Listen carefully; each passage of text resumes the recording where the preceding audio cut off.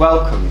Thank you. I believe we're all pioneers in this particular project, and we've got funding from the university to do it, creative writing kind of mentoring project.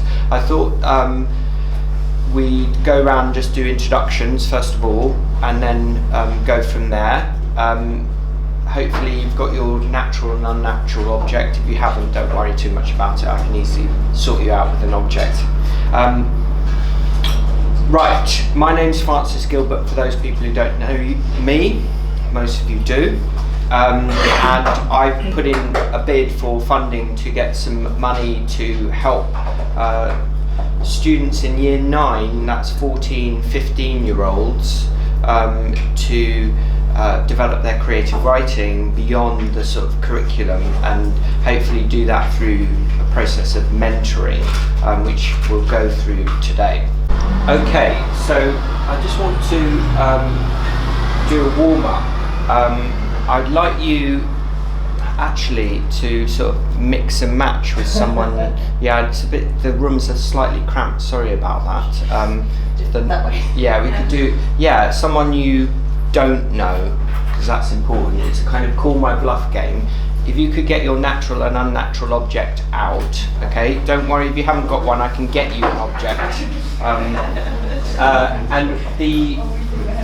You're going to take a minute to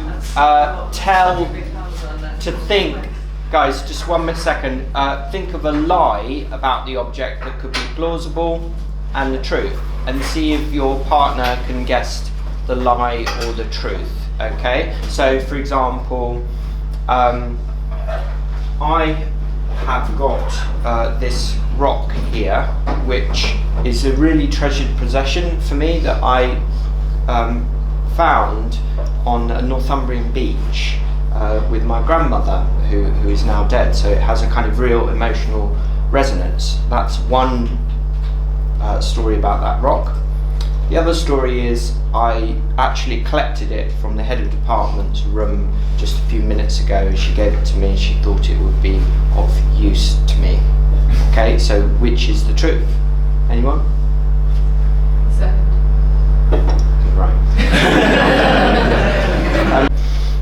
Okay, yeah, just to read, this is all going to be on the VLE and I can email it to you too, so don't worry about taking detailed notes.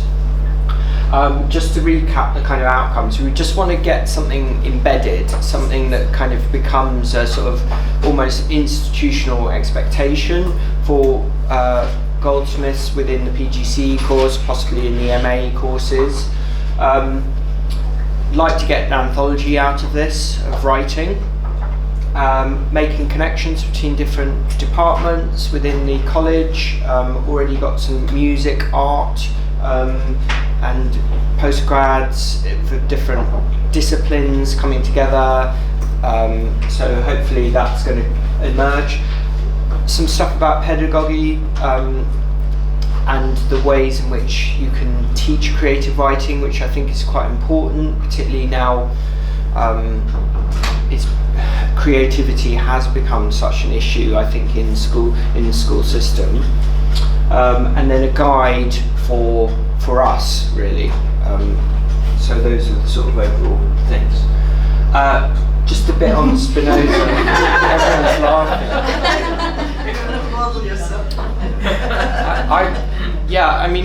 I'm on this journey with Spinoza, as you may know.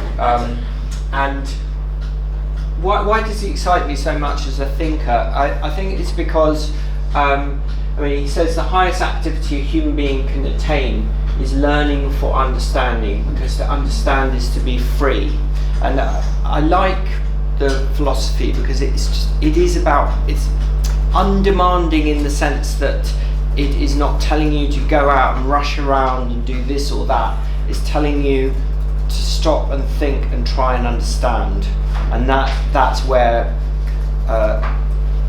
freedom comes. I think a bit more on that later. Let's talk about the ways in which he sees joy.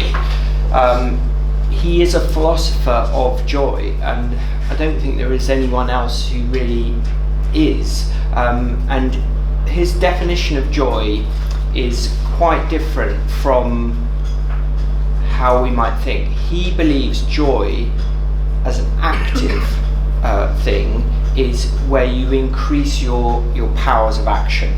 Okay, so anything that increases your powers of action through thinking things through is joyful. So that is active joy. Okay, it's about having an adequate idea of what is going on will necessarily, in his logical universe, create joy. Okay, so if you start to understand things, you will become joyful. It's an active emotion. He then also talks about it as a passive emotion, so something that happens to you, and that too will increase your powers of action, but not as well as actively thinking something through. Okay, so let's explain this. So active is using the intellect, using creativity, creating something. So by writing something, by writing a poem, by doing a piece of music, by doing a piece of art, by thinking something through, you will necessarily create a version of joy in the Spinozist universe. Okay. Passive is feeling a passion, it acts upon you. We'll talk about that in a minute. Active is having an adequate idea of what's going on. So for the creative writing mentoring project, the purpose of that, in order for your mentee to feel joy, they need to kind of understand why they're doing it, okay? As much as possible. What are the reasons? And they will have needed to investigate where they find aspects of joy in their lives. Now, as we were talking earlier, it might be that they need to get a lot of anger out, and that actually is where the joy exists, to get those dark thoughts down, but it might be other things too. If it's passive, it's an inadequate, confused idea, okay? Again, talk about that. With active, it's reasoned. Spinoza's definition of reason is not your ordinary logical definition of reason.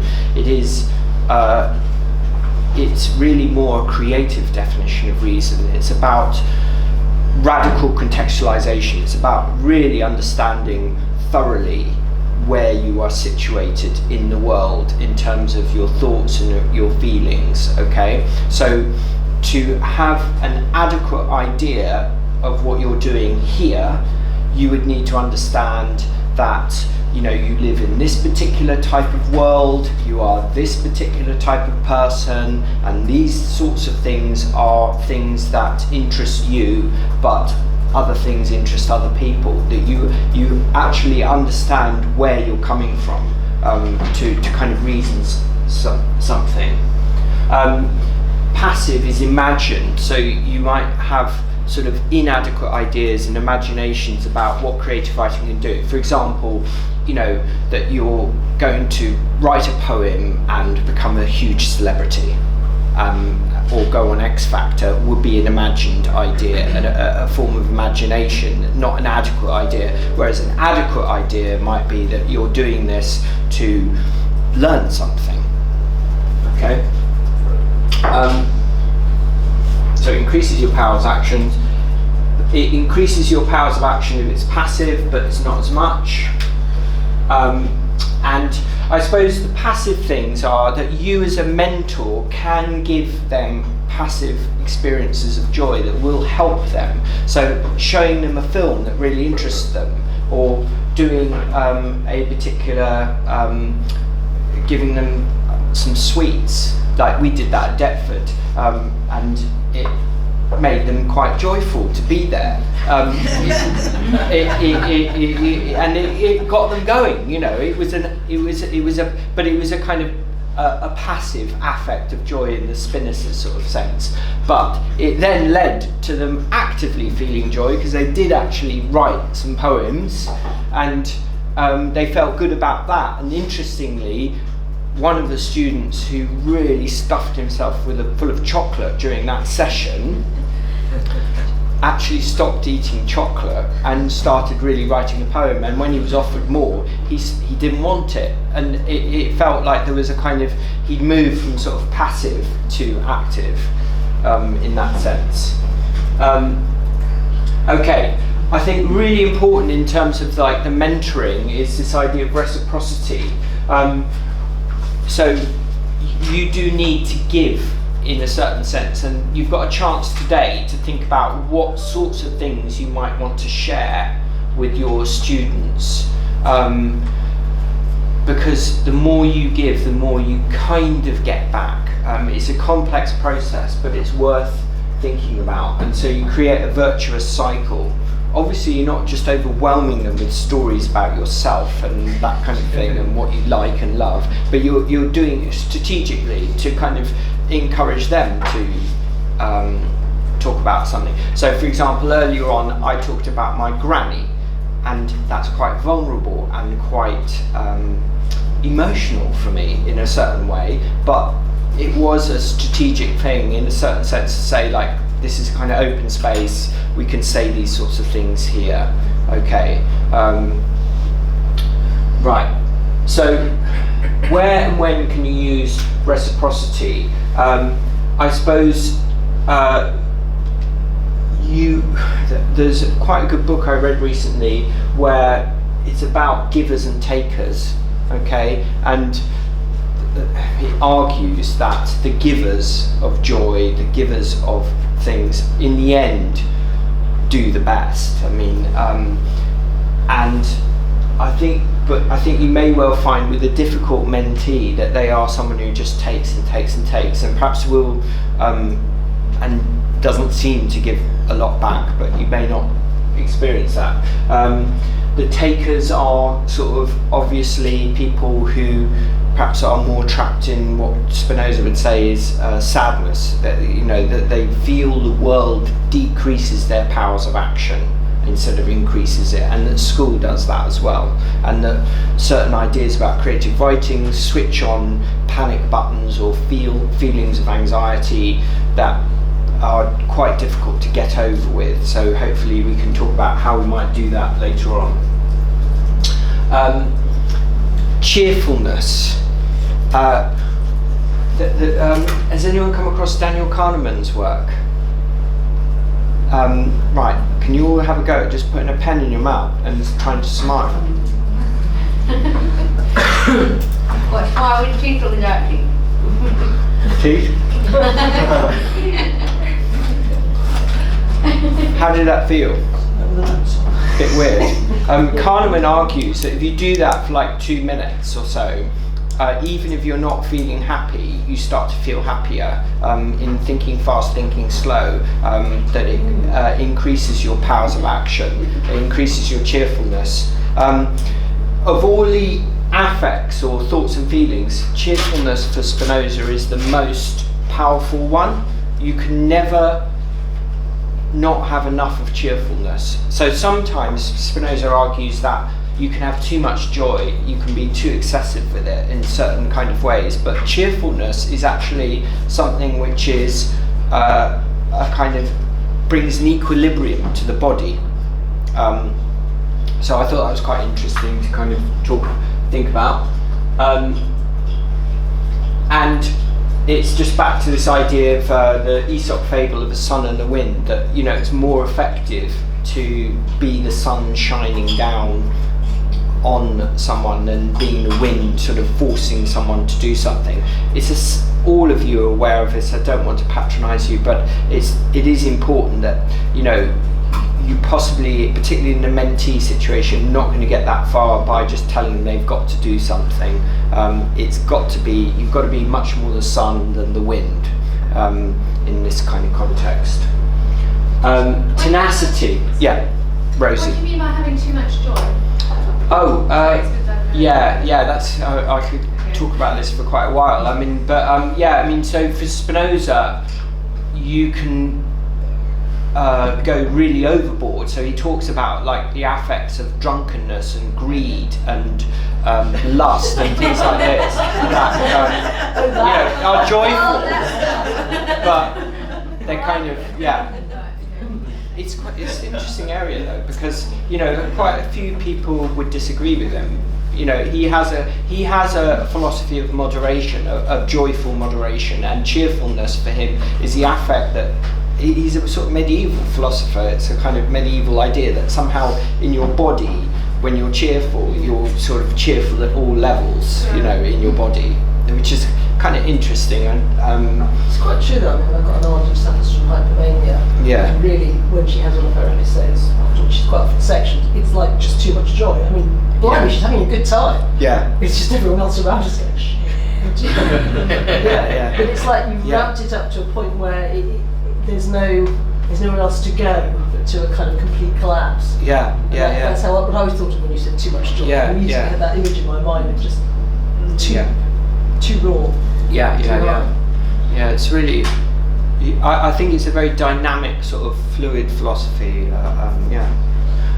The other thing that he talks about is an affect that's very positive, which links into a lot of research at the moment, is tenacity. I think you might come across it as resilience or growth mindset, but he talks about that the individual needs to be tenacious, and it's really much more the tortoise than the hare. It's just this plodding kind of keep going with this, and perhaps as a mentor you may need a degree of tenacity to keep things going. It can be quite demotivating if you're dealing with difficult students who don't seem that engaged, but it may not be the case.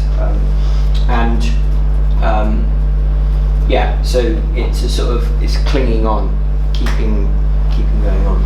I love this one, nobility. Nobility in the Spinozist universe is not what you would not. He appropriates new terms. It's much more a Vygotskian idea of sort of sociality, of bringing together. So when you're noble, you believe you do things to help other people, and that is true nobility. Is helping other people. Okay, and I'll put a picture here of the kind of Canterbury Tales. That there's a sense of the shared story, and that's what one is doing with the kind of mentoring process. You're re-invoking the kind of idea of the Canterbury Tales, of sharing stories, of seeing what different types of people might say, and valuing those stories as well. Just really a diagram there of the Vygotsky. For those people who haven't, my PGC students will be quite bored with this, but Vygotsky was a philosopher, Russian philosopher, who really powerfully, psychologist who argued for the fact that learning is social. Learning is making meaning with other people and talking things through.